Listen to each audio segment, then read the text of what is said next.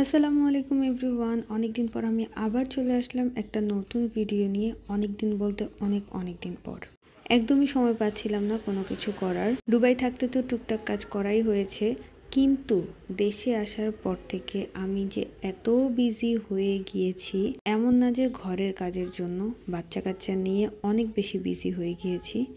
এর উপরে ইব্রাহিমকে মাদ্রাসায় ভর্তি করিয়েছি। সবাই আমার ছোট বাচ্চাটার জন্য অবশ্যই দোয়া করবেন। ওকে মাদ্রাসায় দিয়ে এসে ঘরের কাজকর্ম করে একদমই সময় পাই না।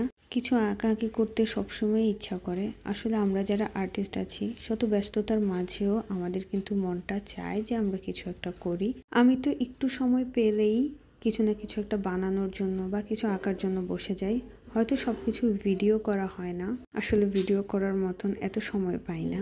ওই দিন এই কেকের নিচে যে পার্টটা এটা পেয়েছিলাম, কেকটা খেয়ে এটা আর ফেলে দেইনি। এটার মধ্যে আইডিয়াটা আসছে যে এটা কিছু করি, তাই আমি এরকম একটা সুন্দর ছবি আঁকতে বসে গিয়েছি। হুট করে মাথায় আসলো যে ভিডিও করি, যেহেতু ছবি আঁকছি, আর এই ভিডিওটা করেই ফেললাম। ভিডিও করা, ভিডিওটা এডিট করা, এগুলো আমার কাছে খুবই প্যারা লাগে। সবচেয়ে বেশি বিরক্ত লাগে ভয়েস দেওয়া। তারপরও চেষ্টা করি একটু সুন্দর করে করার জন্য। আর আমার এই ছবিটা কেমন হয়েছে অবশ্যই কিন্তু আপনারা কমেন্টে জানিয়ে দিবেন। এটার রেফারেন্স আমি প্রিন্টারেস্ট থেকে পেয়েছি।